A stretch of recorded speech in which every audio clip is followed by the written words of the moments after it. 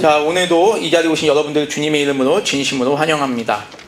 오늘 어제부터 추석 명절이 시작이 되었죠. 명절이 시작되는데, 웬만하면 성도님들이, 보통 고향으로 가서 이제 예배를 드리시거나 하실 텐데, 그래도 이렇게 믿음을 이렇게, 함께 믿음을, 가지시고, 교회에 나와서 예배를 함께 하시는 여러분들에게 하나님의 은혜가 넘치기를 소망합니다.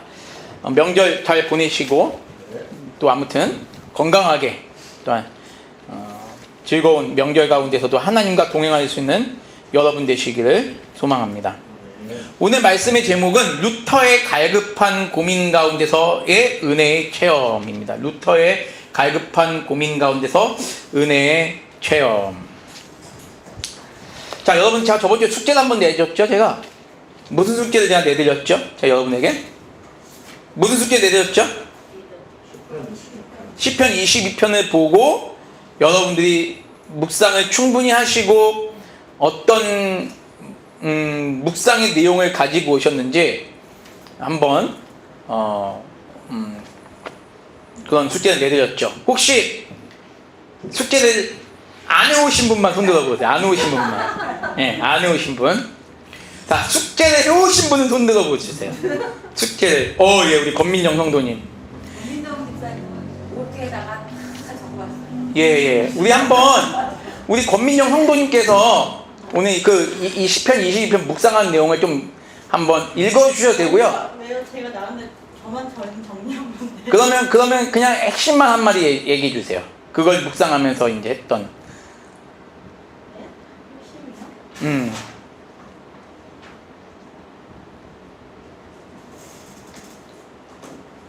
그냥 핵심? 그냥 결론만 얘기하세요. 예, 결론만 말씀해 주셔도 돼요. 하나님을 찾는 자들은 반드시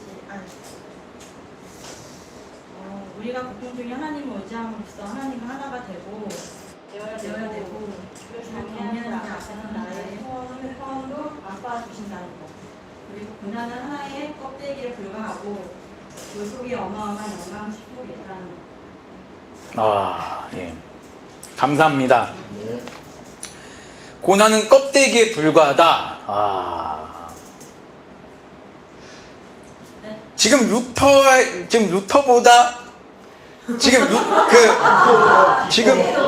루터보다 수준이 높으세요. 예. 지금 루터는 요 시편 22편을 보면서 그 단계까지 나가질 않았거든요. 그냥. 예. 근데 아주 훌륭한 신앙 고백입니다. 그쵸? 고백이죠.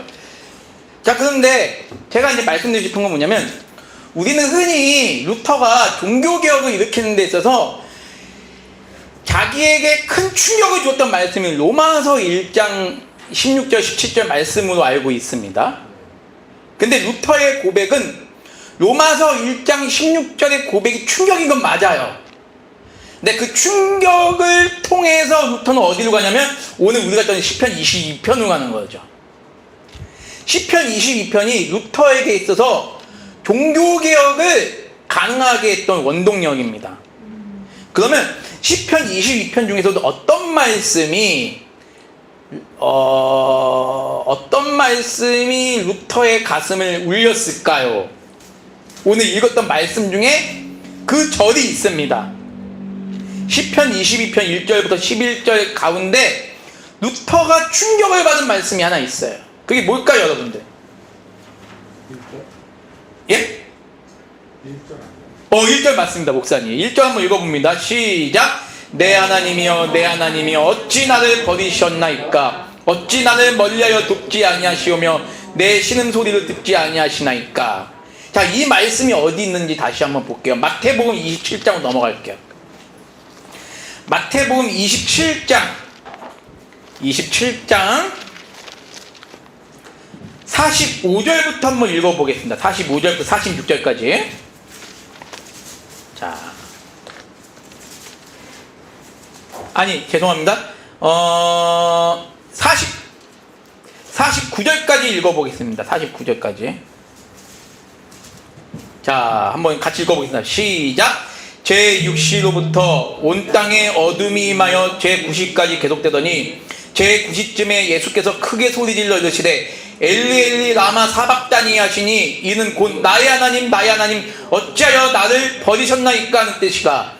거기 섰던 자 중 어떤 이들이 듣고 이르되 이 사람이 엘리야를 부른다고 그 중에 한 사람이 곧 달려가서 해면을 가져다가 신포도주에 적시어 갈 때 깨어 마시게 하거늘 그 남은 사람들이 이르되 가만두라 엘리야가 와서 그를 구원하나 보자 하더라. 아멘. 자 보세요. 지금 시편 22편 1절의 말씀이 지금 마태복음 27장 46절에 정확히 똑같이 기록이 되어 있습니다. 자 그러면 루터가 여기서 충격을 받은 거예요. 내 하나님이 어찌하여 나를 버리셨나이까. 내 하나님이여가 두 번이죠. 예수님도 두 번을 동일하게 불렸고 22절에서 다윗도 역시 내 하나님이여 내 하나님이여 어찌하여 나를 버리셨나이까. 하나님을 두 번을 찾아요. 이스라엘 문장에서 어떤 한 절대자를 두 번을 연속으로 찾는다는 건 뭐냐면요, 거기에 대한 갈급함과 동시에 원망이 함께 섞여 있습니다. 갈급함과 동시에 원망. 자 그러면 내 하나님이여 내 하나님이여 갈급함이 느껴지죠. 근데 여기 보면 또 어떤 원망이 있죠? 힌트는 내 하나님이라는, 그냥 하나님이 아니라 내 하나님이여. 여러분 남의 하나님이 아니라 내 하나님인데, 오늘 오전에도 목사님께서 언약의 주체이신 삼위 하나님에 대해서 말씀해 주셨습니다. 삼위 하나님이 언약의 주체이시고 그 언약을 붙들고 계신 이상 우리의 구원은 절대 파기될 수 없죠. 하나님이 끝까지 붙잡고, 근데 하나님이 끝까지 붙잡고 있는, 당신의 하나님이 아니라 내 하나님인데, 내 하나님이 지금 어떤 분이에요? 지금 내 하나님이 어떤 분입니까? 나의 고난을 말씀에서 보니까, 말씀 본문에 보니까 내 하나님이 내 고난을 지금 긍휼히 여기시고 나를 그 고난에서 지금 구출해 주고 계신가요? 아니죠. 하나님은 나를 지금 내 하나님이신데, 내 하나님이라고 말하는 그분이 나를 정말 힘든 고난에서 나를 지금 구해주시지 않는 거예요. 지금 다윗에게 있어서는 여러 가지 고난들이 많겠죠. 근데 이 다윗은 얼마나 죽을 뻔한 고비를 많이 겪습니까? 근데 하나님 앞에 자기의 그 심정을 토로하는 거죠. 하나님, 나는 지금 하나님의 도움이 없으면 이렇게 갈급합니다. 나를 도와주십시오. 그런데 지금 이 본문의 말씀이 마태복음 27장에서 그대로 나오고 있어요. 누가 지금 기도하는 장면이죠? 예수님이 성부 하나님을 향해서 지금 이거는 기도라고 보기보다는 통곡 그 자체라고 보시면 돼요. 내 하나님이요, 나의 하나님, 더 정확하게 표현되어 있죠? 나의 하나님, 나의 하나님 어찌하여 나를 버리셨나이까. 지금 이 갈급함, 인간의 중보자이신 예수님께서 지금 이런 갈급함을 가지고 하나님을 찾고 계시는 거예요. 이걸 보여주는 게 뭘까요? 이 말씀을 통해서 우리에게 보여주는 게 뭘까요? 우리의 죄가 그만큼 무겁다는 겁니다. 무겁고 추악하고 도저히 하나님이신, 인간의 몸을 입고 오신 하나님조차도 이 죄의 그 중압감이 얼마나 크고 무서운지 좀 알고 계시는 거예요. 이 죄로부터 내가 벗어날 수 있길 원하는데, 그리고 내가 이 죄를, 지금 보세요, 다윗은 이 죄로 결국엔 죄로 인한 모든 재난들이거든요. 이것이 세상이 죄로 인해 타락함을 말미암아 인간에게 닥치는 모든 불행과 슬픔 다 들어오게 되거든요. 그것은 상징적으로 보여주는 말씀. 마태복음 27장에 나오는 이 말씀보다 예수님조차도, 하나님이신 그분조차도, 창조주이신 그분조차도 인간의 몸을 입고 이 인간이 짊어져야 될 이 징계에 대한 모든 것들을 짊어지니까 너무 극도의 고난과 비통함이 있는 거죠. 그럼 그분조차도 이 죄에 대해서 짊어지시고 고난을 받으시는 것이 너무나 힘든데 과연 우리들은 과연 이 죄에 대한 고난을 짊어지고 고난을 당한다는 것이 가능할 수 있겠냐는 겁니다. 저와 여러분이 하나님 앞에 내가 오늘 오전에도 목사님 말씀하셨지만 내 죄를 내가 해결하기 위해서 고난을 감수한다는 건요, 이건 불가능한 일입니다. 그렇잖아요? 지금 예수님은 시편의 말씀을 통하여 본인이 이 말씀을 그대로 하심으로써 인간 스스로는 죄에 대해서 해결할 수 있는 능력이 없음을 지금 보여주고 계세요. 그리고 동시에 루터는 이 말씀을 통하여 22편 말씀을 통하여 루터는 그동안 자기가 죄를 해결하기 위해서 고행한 모든 것들을 다 여기서 해답을 얻습니다. 과연 내가 이렇게 내 스스로가 내 죄를 해결하기 위해서 고행을 하는데 내 마음속에는 늘 그 죄에 대한 죄책감과 그 죄에 대한 괴로움이 늘 있는 거예요. 그러니까 루터는 이 말씀을 자기에게 적용하죠. 하나님, 나는 하나님 앞에서 선한 의인으로 살아가고 싶은데 하나님, 저는 하나님 앞에 그런 의인으로 살아갈 수가 없나이다. 아버지, 왜 나를 이 죄 가운데 버리셨나이까? 루터는 이렇게 해석을 한단 말이에요.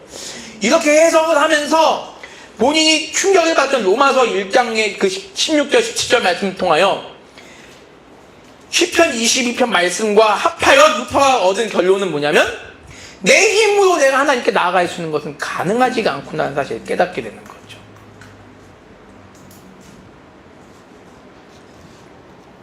여러분들은 늘, 그러니까 제가 이제 종교개혁사를 이제 하지만 그 루터의 고민 가운데서 이제 갈급한 고민. 저는 여러분들이 주님 앞에 정말 갈급한 고민을 늘 했으면 좋겠습니다. 아까 전에 우리 권민정 성도님이 그걸 많이 적으신, 그 한 장을 빽빽하게 적으신 거예요. 예.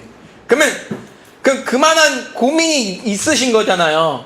고민이 분명히 있으실 거예요. 여러분 성도님들이 다 고민이 있을 텐데, 저는 우리 성도님들이 참 감사한 건 뭐냐면, 그렇게 고민 가운데서 하나님 말씀을 붙잡는 모습이 너무 귀하다는 생각이 들어요.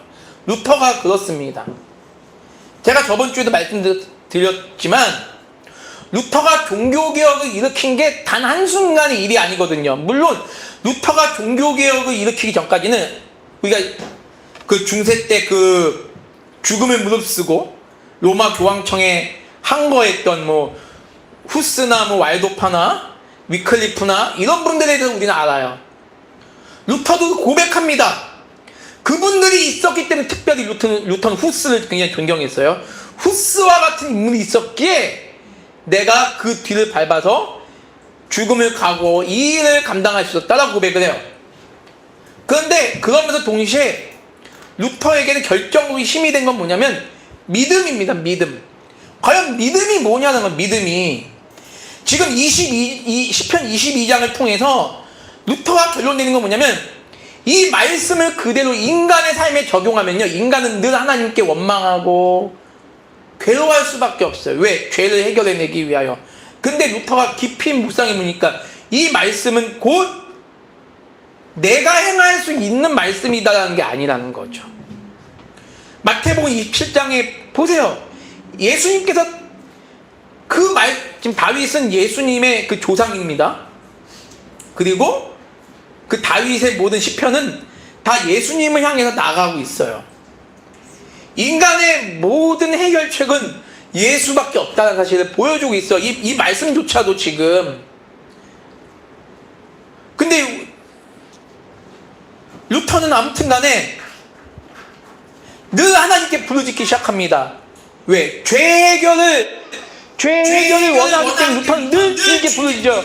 주님, 내가 이렇게 고행을 하고 내가 이렇게 선한 행위를 하는데도 불구하고 내가 지은 과거의 모든 죄들이 내 마음속에서 영원히 나를 괴롭히고 있는데 주님 왜 나를 버리십니까? 왜 나를 이 죄악에서 구해내지 않으십니까? 여러분들은 그런 기도를 혹시 해보신 적이 있으세요? 우리는요, 제가 저번 주도 말씀드렸지만 너무 답을 쉽게 찾아요. 믿음은 이것이다. 죄는 이것이다.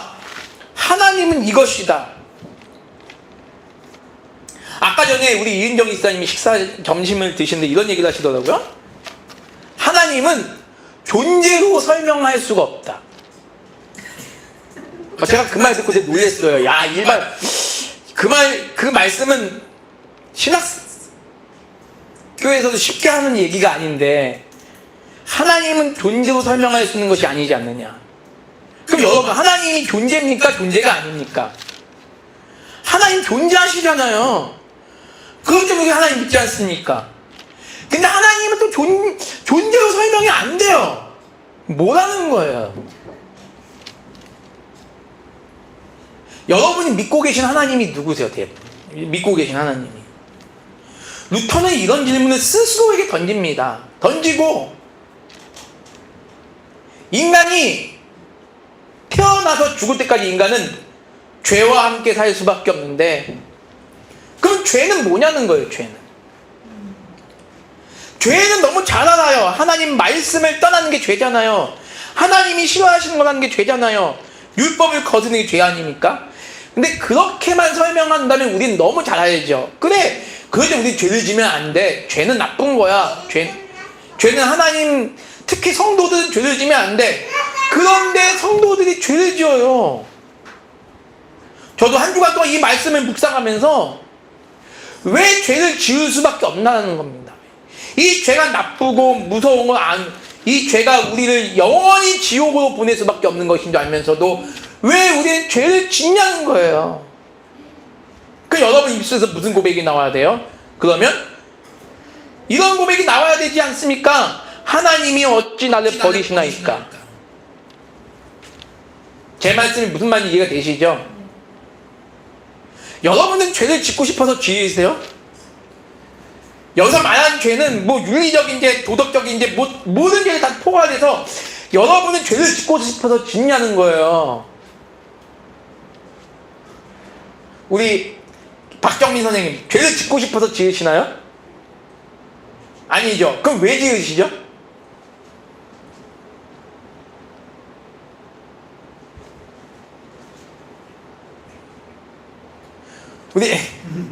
우리 이현성 선생님, 죄를 짓고 싶어서 지으세요? 그러면 왜 만약 혹시 죄를 지었어? 무슨 죄를 지었는지, 그냥 예를 들어서 내가 사기가 죄인 걸 알아. 내가 이은정 쌤한테 샬살 말로 꼬셔가지고, 우리 성님 말을 너무 잘해. 예를 들면. 그래서 200만 원, 뭐, 그래, 200만 원을 사기를 쳐가지고 튀었어요. 그게 죄인 줄 안단 말이죠. 근데 죄인 줄 아는데 왜 그런 사기를 칠 수밖에 없을까요? 예?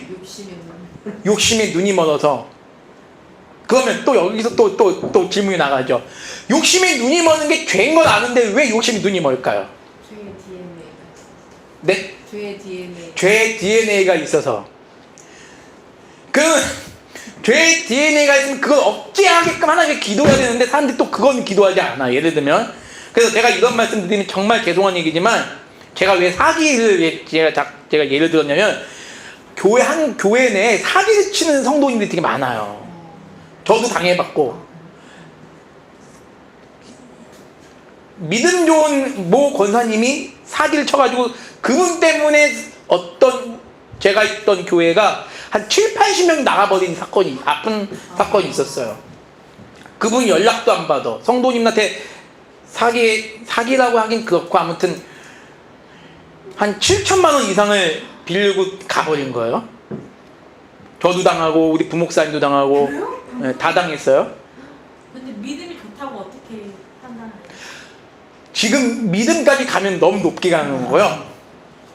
그럼 그 권사님이 그 권사님이 정말 그렇게 기도 열심히 하시고 정말 하나님 말씀 하는 그런 분이었어요. 우리가 봤을 때는 굉장히 인자하시고 굉장히 또 잘 베푸시고 헌금도 많이 하시고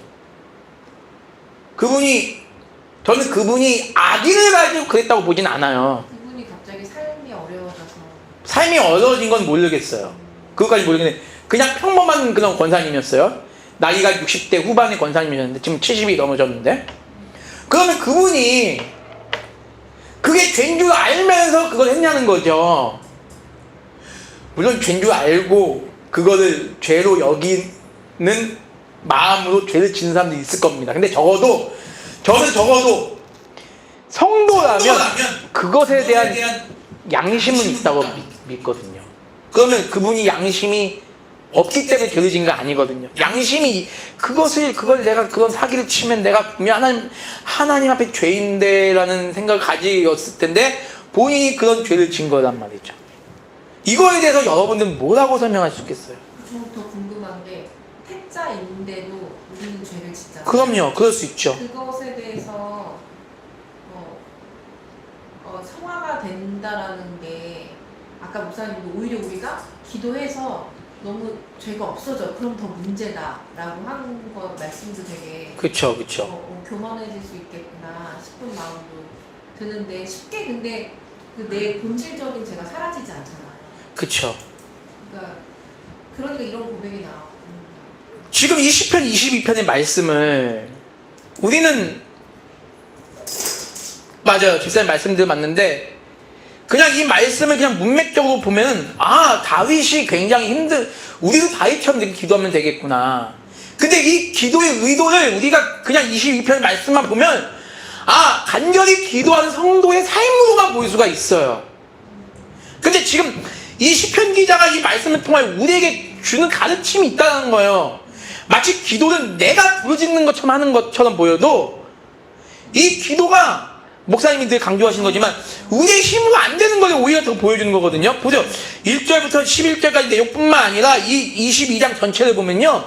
다 비참한 이야기들밖에 나오지 않아요. 내가 하나님을 열심히 믿을수록 나에게는 원수들이 생겨나고 나는 오히려 더 죄 가운데 거하게 되고 나는 오히려 늘 공포와 불안 가운데 있다는 사실을 지금 보여주고 있는데 그럼 반대로 그래? 그러면 기도에도 우리는 공포와 불안 가운데 있고 죄를 지을 수 있으니까 기도하지 말아야지. 그것도 아니라는 거 이 말씀은. 오히려 이 말씀을 통해서 우리는 더 하나님을 간절히 찾아야 되겠죠. 아멘. 근데 본질이 뭐냐는 거예요. 본질이 지금 이 말씀이 우리에게 보여주는 본질이 뭐냐는 거예요 지금. 다시 한번 죄를 하나님의 은혜 없이는 절대 의로워질 수 없는 모습. 우리 오늘따라 이렇게 정답을 계속 맞추시네. 권민정 정도 맞추시고 이은정 이사님 맞추시고. 맞아요. 정확한 건 그거예요. 하나님의 은혜 없이는 우리는 죄를 지을 수밖에 없어요. 아니 은혜 받은 자가 죄를 지으면 그거를 그러니까 여기서 말씀하는 건 뭐냐면 우리의 삶은 일평생 하나님을 의지할 수밖에 없는 삶을 보여준다고요. 근데 보여주는데 결국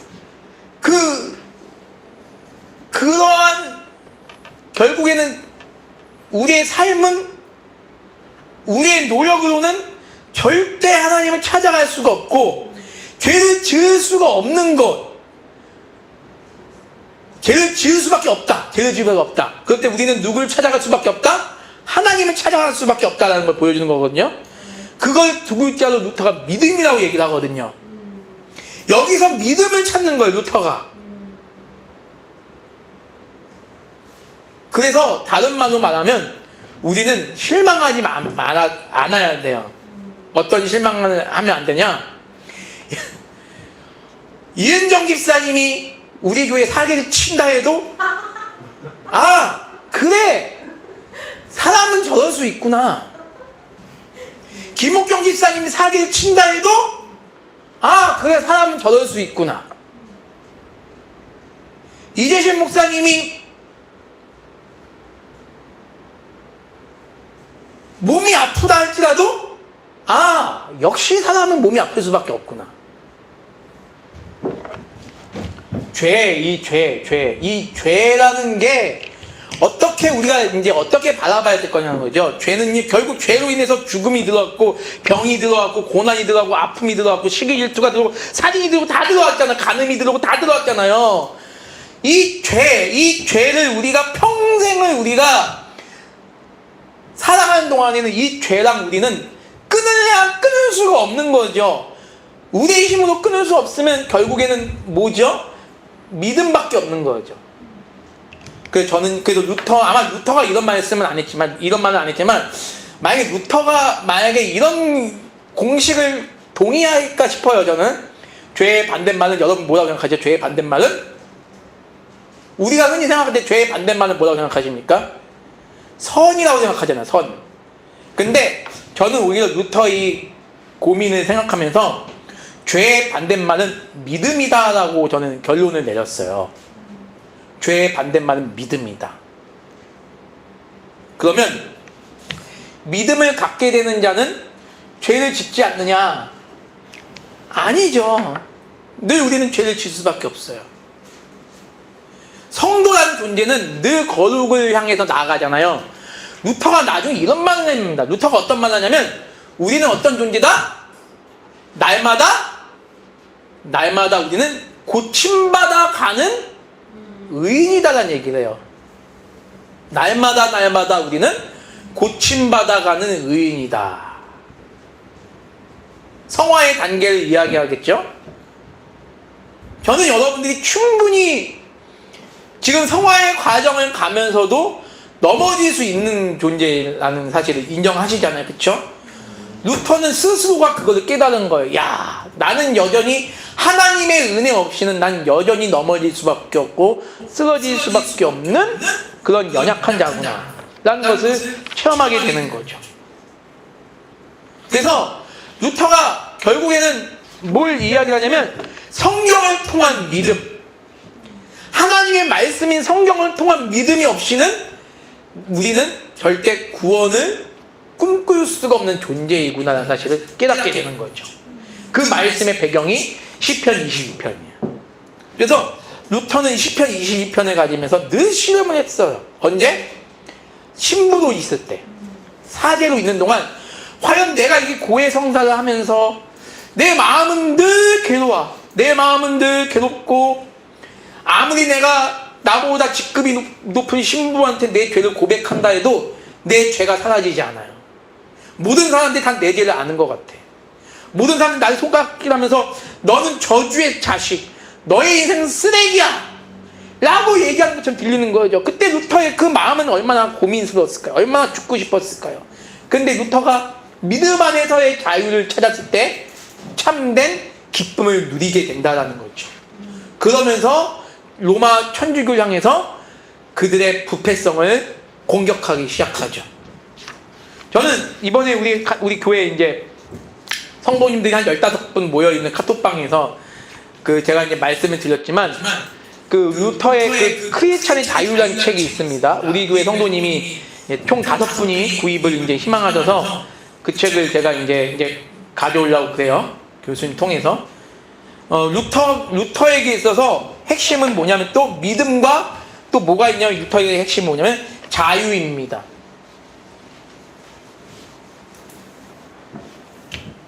기독교인의 자유라는 책을 써서 과연 우리 기독교인이 누려야 될 자유는 무엇인가에 대해서 설명을 하고 있어요. 여러분에게 한번 질문 드려보겠습니다. 여러분들이 성도로서의 자유는 뭘까요? 우리 박호준 집사님에게 한번 여쭤볼게요. 성도로서의 자유는 무엇일까요?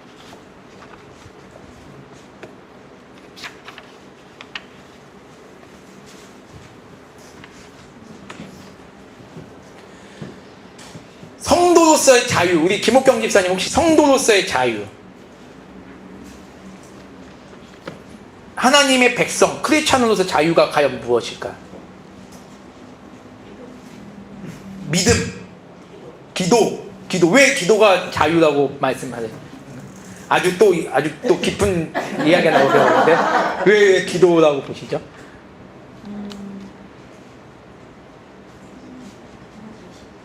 할 수 없고 믿음 없이는 할 수 없고.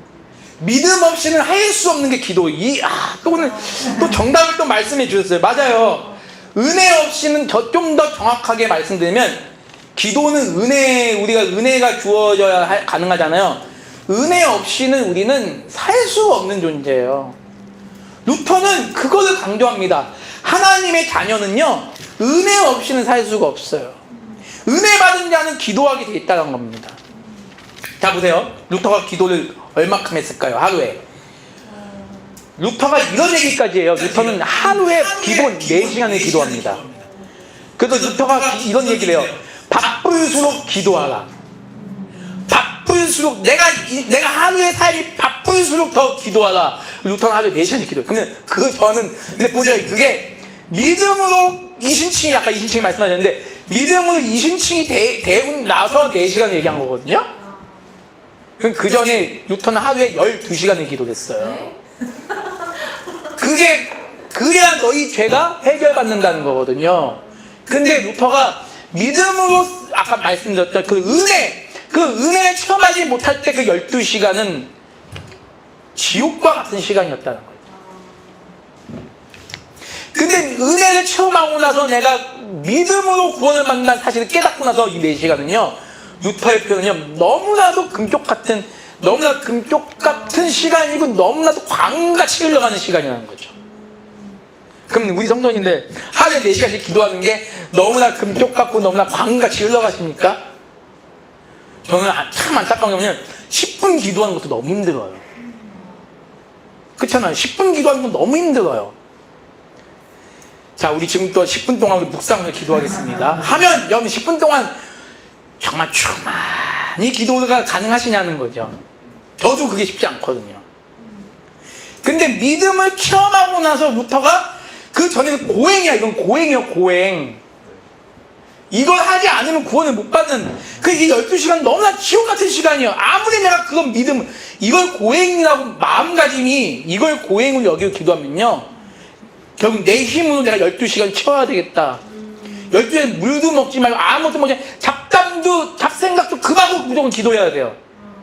기도만 하는 게 아니에요. 계단은 무릎으로 기어 올라가야 돼요. 제가 다음 주에 사진 하나 보여줄 건데 무릎으로 기어 올라가는 그 모습이 그 영화에도 있어요. 루터 영화에도 수많은 카톨릭 신자들이 한 1000명이 넘는 카톨릭 신자들이 무릎으로 기어 올라가는데 앞에 사람이 아프다고 천천히 올라가니까 막 때려요. 빨리 좀 올라가라고. 나 죄 용서받아야 돼. 빨리 좀. 아파서 못 와. 빨리 좀. 그럼 뒤로 가. 그래서 막 채치기 하고 막 올라가는 사람. 그런 분위기에서 무슨. 근데 말씀 보는 시간은요? 그거를 포함된 거 아니에요? 말씀을 보는 건 없는 것 같아요. 왜냐하면 일반 성도들, 일반 신자들은 말씀을 볼 수 없으니까. 사제들은 사제가 봤으니까 루터가 신부로서 봤으니까 이 말씀을 깨닫는 거겠죠. 고행으로서 12시간은 지옥이에요. 제가 여러분에게 숙제를 내드릴게요. 만약에 숙제 내느라고 이번 주 매일같이 12시간씩 기도하시고 무릎에 피 멍들 정도로 오신 다음에 다음 주 주일날 저에게 보여주십시오. 그러면 여러분 이게요, 지옥이지 이게 기도입니까? 근데 내가 믿음으로 구원받는다는 체험하고 나서 이 4시간 기도가 루터에게 너무나도 기쁜 은혜의 수단. 아까 우리 말씀하신 대로, 집사님 말씀하신 대로 이거는 은혜 없이는 가능하지 않은 거예요. 그래서 이걸 우리 루터는 자유라고 표현을 하는 거예요. 저와 여러분이 이런 자유를 마음껏 누려야죠.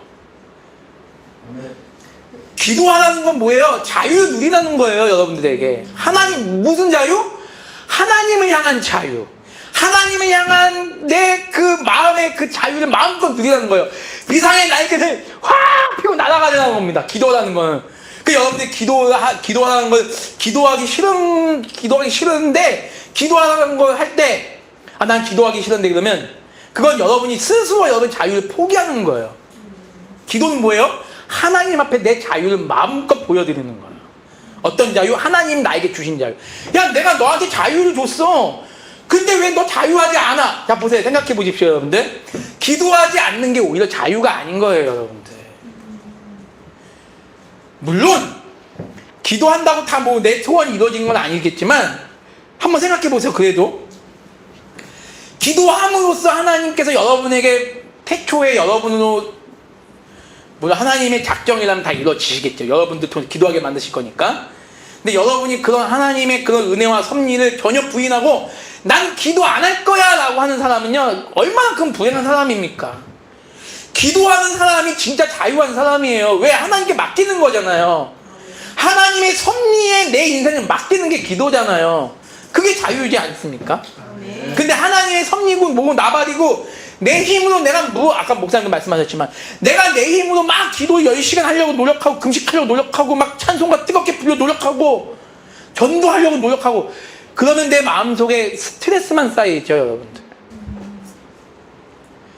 은혜 없이 전도해보세요. 스트레스가 오늘도 전도 나가겠지만 만약에 전도를 한 달 했는데 아무도 안 와, 2달도 아무도 안 와, 오늘 전도나 나가자 열심히 하자 해가지고 했는데 안 나가, 나갔는데 전도가 안 돼, 얼마나 짜증나겠어요. 근데 이거를 내가 자유한 마음으로 그래 되든 안 되든 하나님의 섭리를 믿고 나가보자 했을 때 안 되는 거랑 돼야 되는데 자꾸 안 된다는 걸 강조하기 위해서 제가 말씀드리는 거예요.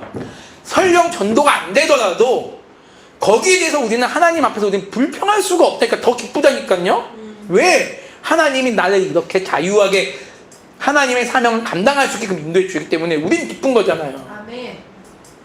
근데 많은 분들이 이 자유를 야 내가 기도하든 안 하든 내가 예배 드리든 안 드리든 내가 뭐 온라인 드리든 대면 예배 드리든 그건 내 자유라고 생각하는 사람이 너무 많아요. 자유에 대한 개념을 너무 우리는 협소하게 보고 있다는 거죠. 그리스도인의 자유는 이런 게 자유라는 거예요. 내가 기도하는 게 자유요. 내가 하나님께 나와서 예배 드리는 게 자유입니다. 그쵸? 아멘. 우리 지사님이 아주 기가 막힌 말씀을 해주셨는데 맞아요. 기도할 수 있는 거, 기도 이거 맞아요. 여기 거기 루터가 그래서 제가 이거 오늘 말씀드렸지만 루터가 4시간을 기도하면서 가장 바쁠수록 기도할 수 있는 게 뭐냐, 이것이 나에게는 내 바쁨을 해소할 수 있는 자유라는 거죠. 내 바쁨을 해소할 수 있는 자유. 그렇다고 여러분 피곤한데 막 4시간 하라는 얘기가 아니고요. 정말 시간이 중요한 건 아니잖아요. 근데 여러분이 기도를 이렇게 딱 이렇게 자세를 딱 갖추고 기도하는 분들 가끔 보면 안절부절 못하는 분들이 계세요. 예를 들면 기도하는데 전 기도하지 않았거든요. 그때 기도하는데 막 이렇게 기도하는 분인데 누가 이렇게 오면 또 누가 오면 시계 보고 막 이런 분들 계세요. 막 마음이 막 불안해가지고 그런 거 말고 야 내가 그런가요? 제가 그럴 수 있죠. 제가 그럴 수 있죠. 듬직하게 딱 앉아가지고 딱 누가 오든 신경 없이 딱 기도할 수 있는 그 훈련이 좀 필요할 수도 있다고 좀 봐요, 성도님들이. 그리고 기도는요, 아마 기도를 깊이 하신 분들은 아실 거예요. 많이 신앙의 선배들이 그런 얘기 하잖아요. 기도를 깊이 하면 할수록 그 안에서 느끼는 그 어떤 충만한 그 은혜와 기쁨은 표현할 수가 없다라고 얘기를 하죠. 루터는 이런 고행으로 기도는 얼마나 빨리 12시간 지나가라, 1분 지나갔네, 2분 지나갔네, 이게 아니라 그냥 시편 22편만 보고 여러분 우리 이렇게 기도해야 됩니다, 할렐루야, 아멘, 그러면 사람들이 시편 22편 보고 다윗도 이렇게 고통스럽게 기도했는데 나는 이렇게 기도가 안 될 텐데, 이게 아니라 결국 이 기도를 통하여 예수님조차 지금 이 말씀 1절의 핵심 말씀이 지금 마태복음 27장에 나오잖아요. 주님도 이렇게 갈급한 기도를 하셨구나. 동시에 다윗은 이 기도할 때 예수님이 이 말씀을 하실 줄 알고 기도를 한 걸까요? 아니면 그건 아니겠죠. 그건 아닌 거죠. 그건 아니죠. 성령님의 이끌림, 그쵸. 나도 모르게. 그쵸. 그렇게 믿는 게 바람직하다고 저는 믿습니다. 여러분 때로는 하나님께 기도할 때 너무 간절한 기도가 나오지 않으세요? 여러분 그게 은혜예요, 은혜. 그 루터는 이 시편 22편의 말씀 보면서 다윗은 충만한 은혜를 받은 사람이다라고 얘기를 합니다. 충만한 은혜를 받은 사람이 이런 기도를 할 수 있다는 거예요. 우리가 간절히 이 다윗처럼 기도해서 우리가 간절하게 기도하면 하나님께서 우리에게 다윗과 같은 은혜를 주실 것이다가 아니라 은혜를 받은 사람만이 다른 말로 자유함을 누릴 수 있는 사람만이 이런 기도를 하나님께 드릴 수 있다는 거예요. 여러분 또 기도는요, 우리 신앙의 선배들이 기도의 정의를 내릴 때, 성경의 근거에서 내릴 때 기도는 이렇게 또 얘기를 한단 말이에요. 하나님께서 물으시고 하나님께서 답을 주시는 거다라는 거예요. 그러면 보세요. 잘 보세요. 하나님께서 물으세요. 누구한테 물으시는 거죠? 우리에게 물으시죠? 물으신 분이 답을 주세요. 자, 2 더하기 2는 답은 몇? 그럼 답을 하신 분은 집사님이지만 하나님은요 2 더하기 2는 4야라고 답을 주신다는 거죠. 그러면 2 더하기 2는 이라고 물었을 때 우리는 그 시간 동안 충만한 묵상을 해야 되겠죠. 2 더하기 2는 무엇일까? 하나님이 우리에게 답을 주시죠. 4란다. 기도가 이렇게 하나님의 은혜 가운데, 하나님 주신 은혜 가운데서 우리는 하나님께서 나에게 뭘 물으시는가를 묵상하고 하나님의 답을 간절히 찾아야 되겠죠. 12시간 기도할 때는 하나님 저 용서해 주세요, 용서해 주세요, 하나님 저 이거 주세요 기도지만, 은혜를 체험하고 나서 4시간의 기도는 뭐야? 자유함 가운데서 누리는 기도. 하나님께서 나에게 무엇을 원하실까? 나에게 주시고자 하는 답은 무엇일까? 여러분의 인생에 있어서 내가 이렇게 힘든 가운데 있는데 이 힘든 가운데 하나님 나에게 물으실 게 있구나. 뭘까? 그럼 거기에 대해서 하나님께서 나에게 답을 주시겠구나. 너가 지금 이런 상황 속에서 힘든 이유는 내가 너를 어떻게 하기 위해서라. 하나님께서는 성도에게 주신 고난은요, 성경에도 나와 있지만 결코 헛된 것이 없다라고 우리는 믿죠. 그런 믿음을 가진 성도라면 당연히 우리는 더 자유함을 누리겠죠? 자유함을 누리고 하나님께 기도할 수 있겠죠. 죄도 역시 마찬가지라는 겁니다. 제가 이제 목사님에게도 가끔 그런 질문을 던져요. 목사님, 내가 이런 죄가 있는데 과연 하나님이 이런 죄를 용서해 주실까요? 그러면 아무리 내가 결론은 뭐냐, 목사님 말씀도 그렇지만 결론은 뭐냐, 100번 1000번 우리가 내 죄에 대해서 양심의 가책을, 물론 양심의 가책을 누리는 건 그 성도의 특권입니다, 여러분. 불신자들도 양심의 가책을 느끼겠죠. 하지만 하나님께까지 나가진 않아. 예를 들면 여기 남자 성도님들 계시니까 이제 뭐 아시겠지만, 모르겠어요. 우리 그냥 편하게 그냥 얘기 드릴게요. 수많은 남자들이 단란주 좀 자주 간단 말이죠. 참 놀라운 거는 일반 성도님들 중에도 많아요. 사업상 뭐 회사 일로. 근데 신자라면 그것에 대해서 양심의 가책을 느낄 수밖에 없어요. 불신자도 느껴요. 나 부인이는 내가 그러면 가면 안 되는데 그러면 간단 말이죠. 근데 불신자는 거기까지. 이거 부인한테 미안한데 이거 안 되겠다. 다음부터는 안 가야지. 그럼 또 가고. 근데 신자는요, 거기서 멈추는 게 아니라 내 부인한테 미안하지만 제일 먼저 미안한 건 뭐예요? 내가 하나님께 미안한 거예요. 하나님께 죄송한 거죠. 신자는 그런 마음이 있는 거예요. 제가 왜 이 말씀을 왜 드리느냐? 그러면 그런 마음을 갖고 나서 인간은 죄를 짓지 않느냐? 아니에요. 또 똑같은 일을 진단 말이에요. 그러면 그것 때문에 늘 괴로워요. 지금 루터가 고민한 게 그거예요.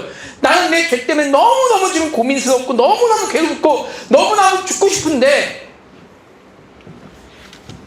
죄를 지면 죽고 싶은 사람들도 있다 그래요. 왜? 난 너무나 힘든 거야. 난 너무나 이 세상에서 사는 게 너무나 싫어. 이제 나 같은 쓰레기가 이 세상을 살고 있다니, 하나님 나를 죽여주십시오까지는 아니고, 왜? 하나님 날 죽이면 난 지옥 간다고 믿기 때문에 하나님 내가 이 죄를 짓지 않게끔 나를 어떻게 좀 나를 죄 없는 세상으로 인도해 줄 수 없겠습니까? 아무리 인간이 이렇게 고백을 하고 자기 몸을 자해하고 할지라도요, 인간이 죄를 지을 수 없으면 루터가 여기서 깨닫는 거예요. 기독교의 자유라는 책에서. 하나님 외에는 나를 죄에서 해방시켜 주실 분이 없구나. 이거를 두 글자로 믿음이라고 얘기를 하는 거거든요. 믿음. 단순히 믿음으로 내가 구원받는다는 게 아니라 이러한 믿음이 나를 살게 하시는구나.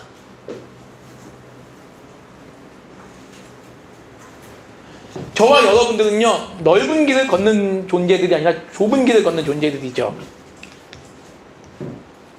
이 좁은 길을 걷는다는 게 여러분들 실감이 나십니까?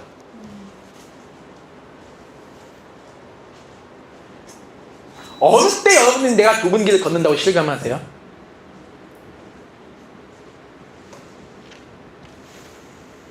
우리는 좁은 길을 걷는 거를 이렇게 생각하는 경우가 많아요.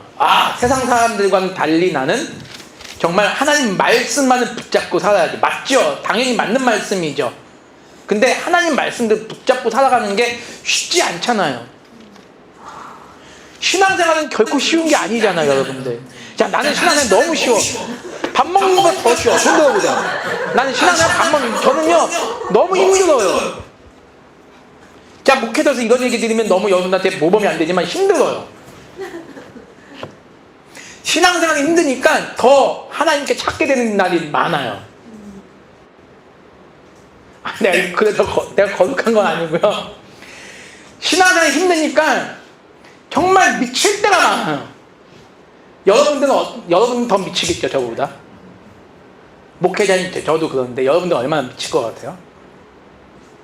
제가 제 안에 있는 모든 그 생각들과 정욕들과 죄들을 다 여러분 앞에서 다 이거 드러내면요, 아마 여러분들은 제가 여러분 율법의 시대에 따진다면 전 돌 맞아 죽어도 한 10,000번 돌 맞아 죽었을 거예요. 10,000번이 뭐야? 억만 번은 돌 맞아 죽었을 거예요. 하나님 앞에 저는 두려울 때가 너무 많아요. 제가 만약에 천주교 신자였다면 저는 자살하고 싶었을 것 같아요. 근데 탈출구라는 게 아닙니다. 이 루터가 발견한 이 믿음의 재발견, 이건 왜 재발견이라고 얘기를 하냐면, 이거를 중세 1000년 동안 로마 가톨릭이 이걸 숨겨왔거든요. 이거를 발견했기 때문에 재발견이라고 그러는데, 이 믿음의 재발견을 통해서 이런 은혜를, 이 믿음을 통해서 나를 이끌어 가신 하나님의 은혜가 너무 감사한 거예요. 너무 감사하잖아요. 너무 감사해요. 정말 감사해요.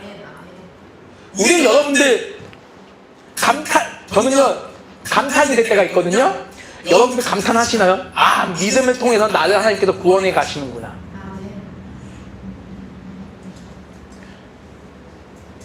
우리는 하나님을, 그러니까 여러분이 한번, 제가 왜 루터에 대해서 이렇게까지 얘기를 하냐면,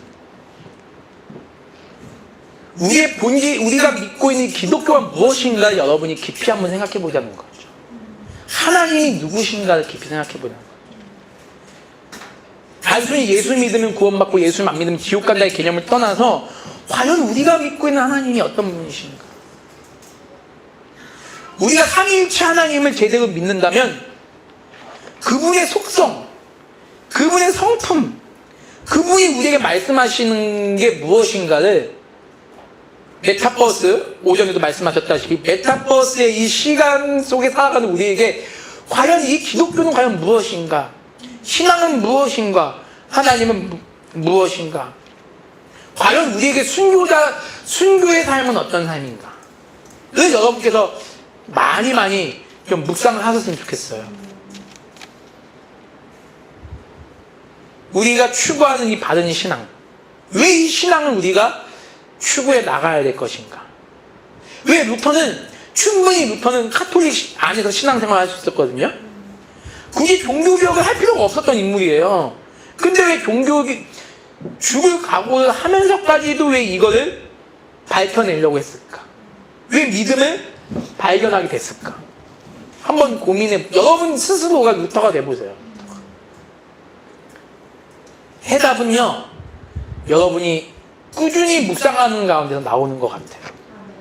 믿음은 이것이다, 성화는 이것이다, 이게 아니라, 물론 그 정의, 교리적인 정의도 당연히 알아야 되죠. 그렇지만 그 교리적인 정의가 나오기까지의 그 과정을 여러분이 한번 체험해 보셨으면 좋겠다는, 루터는 이걸 체험을 하는 거죠. 그래서 다음 주에는 제가 탑 속의 체험이라는 얘기를 할 거예요. 루터 얘기해서 루터가 탑 속의 체험이라는 것을 경험했기 때문에 또 이게 시편 22편하고 중요한 게 탑 속의 체험인데요. 이거는 이제 여러분이 또 알면 또 이런 게 있었구나 라는 또 생각을 하게 됩니다. 하나만 이제 마지막으로 하나만 더 말씀드린다면, 당시 카톨릭은요 세례를 두 가지로 나눴습니다. 첫 번째 세례는 일반적으로 우리가 받는 세례고, 두 번째 제2의 세례가 있어요. 제2의 세례가 뭐냐면 수도원 생활입니다. 수도원에 들어가는 자만이 제2의 세례까지 체험하는 거예요. 그 두 가지 세례를 완전히 체험해야 하나님 앞에 진정한 구원의 길이 보증되는 겁니다. 수도원 생활, 수도원 뭔지 아시죠? 수도원은 그 당시 로마 카톨릭은 어떻게 가르쳤냐면 하늘 나라로 가는 가장 지름길이라고 가르쳐요. 수도원 하면 뭐가 생각나십니까? 수도원의 3대 덕목이 뭔지 아세요?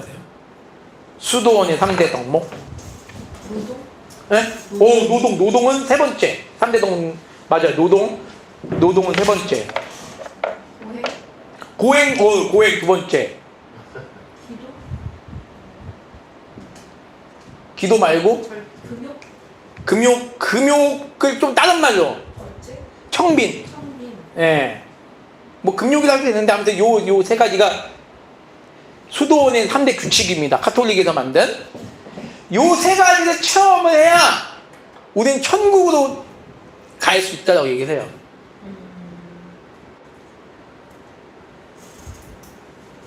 근데요, 사람은요, 이 수도원의 3대 규칙은요, 참 어떻습니까? 딱 봤을 때 너무나도 인간적이죠. 굉장히 아주 인간적이라는 말은 뭐냐면 굉장히 인본주의의 핵심은 뭐예요? 멋져 보이죠. 네, 멋져 보이죠. 그래서 수도사들의 삶을 보면요, 굉장히 멋져 보였어요. 수도사들은 아무나 갈 수 있는 사람들이 아니었어요. 이들은 천국도 계급이 있다고 보는 사람들이었거든요. 근데 그러니까 저는 이런 모습이 오늘날 기독교의 모습이 돼버린 것도 너무 안타까워요. 제가 어떤 아는 분은 늘 고행을 못해서 하나님이 나를 지옥에 보낼까봐 두려워하는 분도 있어요. 개신교 신자인데도 불구하고. 청민하지 못하대. 그럼 청민의 기준은 어디까지 잡아야 될지는 모르겠어요, 저는. 근데 청민하지 못하대. 난 저 사람보다 돈이 많아서 난 구원 못 받는 거 아니냐? 난 저 사람에 비해서 나는 순결한 삶을 살지 못하기 때문에 구원 못 받는 거 아니냐? 그래서 나는 이 고행을 일부러, 이 청민을 일부러 나는 행하기 위해서 열심히 교회에 나오는 분들이 계세요. 말을 진짜 그렇게 해요. 말을 진짜. 제가 몇 번이나 아니다라고 얘기하는데도 이분들은 두렵다는 거예요. 제 말을 인정하겠는데 마음속으로는 인정하는데 마음속으로는 굉장히 두렵대요. 하나님이 나를 버리실까봐. 근데 이것조차도 루터는 믿음으로 이것을 탈출하죠.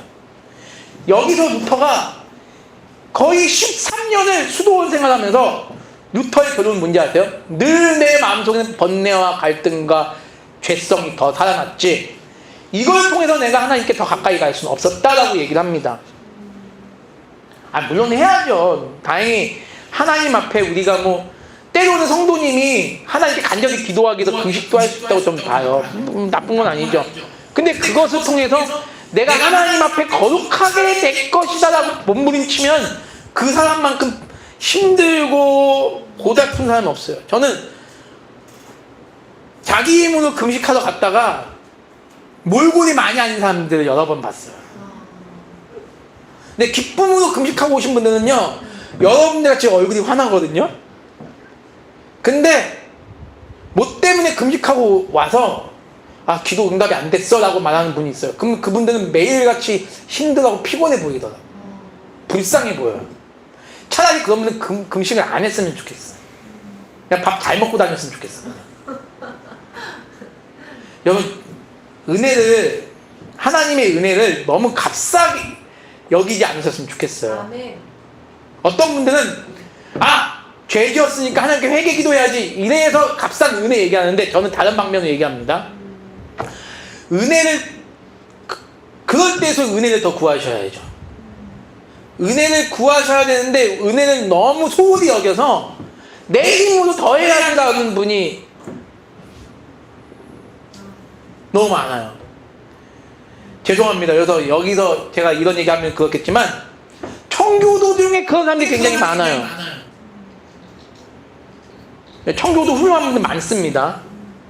근데 청교도 중에도 우리가 좀 조심해서 봐야 될 분들이 있어요. 근데 청교도는 어떤 누구